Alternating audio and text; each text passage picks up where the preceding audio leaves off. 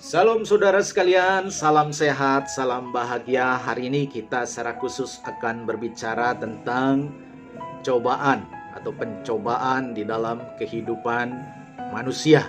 Saudara sekalian, tidak sedikit ketika orang menghadapi pencobaan dalam kehidupan ini, mereka mengatakan kita atau Anda sedang dicobai sama Tuhan. Pencobaan ini datang dari Allah. Pencobaan datang dari Allah.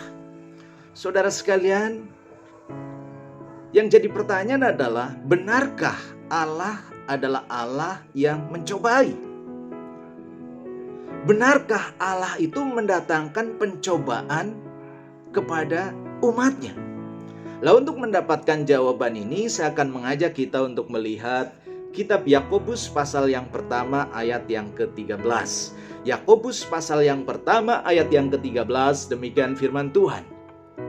Apabila seorang dicobai, janganlah ia berkata, pencobaan ini datang dari Allah.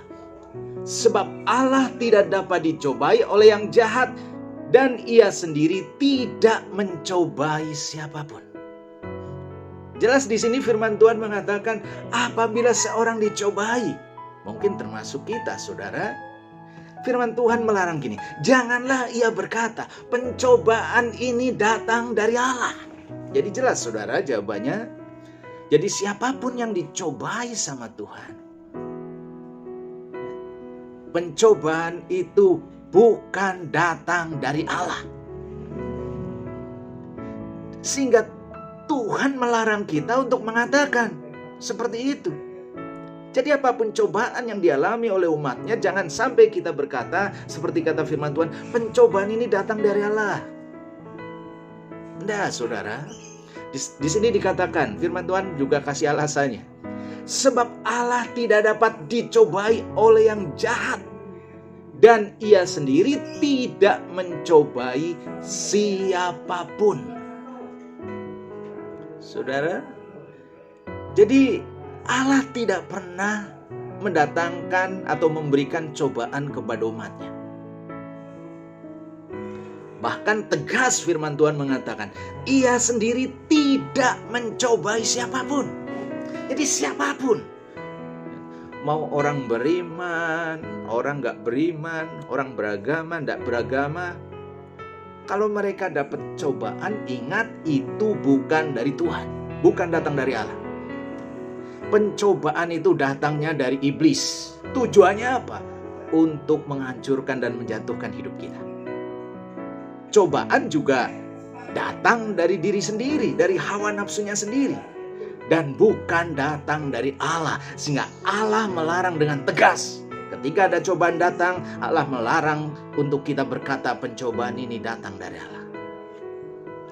Karena Allah sendiri tidak mencobai siapapun. Nah sekarang saudara, saya akan ajak kita, khususnya kita umat Kristen, untuk kembali merenungkan. Ada salah satu lagu pujian, lagu rohani yang liriknya luar biasa.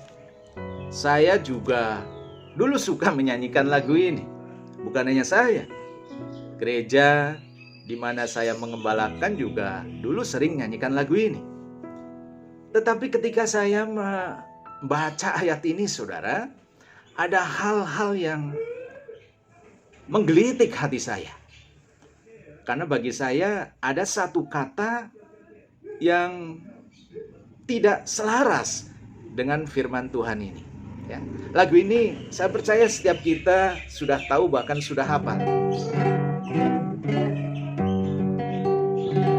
Ujilah aku Tuhan, cobalah apa saudara? Aku Tuhan. Nah, mari kita renungkan saudara. Kalau kata ujilah aku Tuhan, ya kita masih bisa mengerti.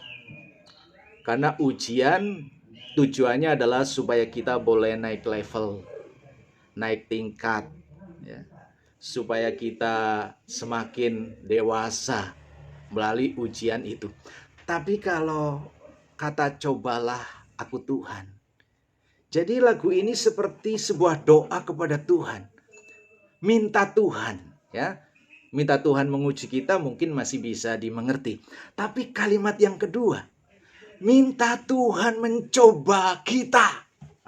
Saudara, mari kita renungkan sejenak, saudara. Firman Tuhan tadi mengatakan di dalam Yakobus 1 ayat 13, ia sendiri tidak mencobai siapapun. Ia sendiri tidak mencobai siapapun. Tapi firman Tuhan mengatakan, tapi maaf, lagu ini justru minta Tuhan mencobai kita. Cobalah aku. Padahal firman Tuhan jelas mengatakan, ia sendiri tidak mencobai siapapun. Jadi saya merenungkan lagu ini, saudara. Akhirnya pada suatu titik di mana saya tidak lagi mau mengungkapkan kalimat yang kedua ini, saudara. Karena apa? Karena bagi saya, yang pertama itu berarti saya minta Tuhan melanggar firman-Nya. Ya. Kalau saya menyanyikan lagu kalimat yang kedua ini, saya berarti minta Tuhan melawan kehendak-Nya sendiri.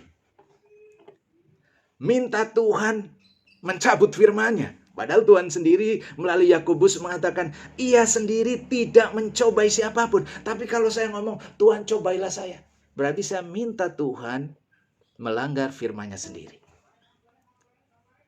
Dan kita juga tahu di dalam doa Bapa kami, salah satu kalimat yang diajarkan oleh Tuhan Yesus di sana adalah Matius 6 ayat 13. Janganlah membawa kami ke dalam pencobaan. Justru supaya kita itu jangan sampai dibawa ke dalam pencobaan. Kita minta Tuhan justru jangan membawa kita ke dalam pencobaan. Tapi lagu ini saya renungkan, kok malah saya minta Tuhan untuk mencobai. Jadi bagi saya secara pribadi, lagu ini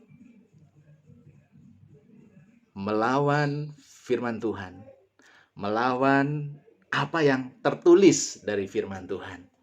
Sehingga saya tidak lagi berani mengatakan kalimat yang kedua. Nggak tahu, mungkin kalau saya nyanyi lebih baik saya akan ganti kata yang lain, saudara. Tapi itu juga nanti jadi salah, saudara. Jadi saya kira itulah kita perlu merenungkan lebih lagi bahwa lagu rohani yang baik tentunya bukan hanya berbicara mengenai lirik yang bagus, tapi lebih daripada itu juga isinya. Syairnya, kata-katanya juga harus selaras dengan firman Tuhan, selaras dengan kehendak Tuhan. Tuhan Yesus memberkati. Haleluya.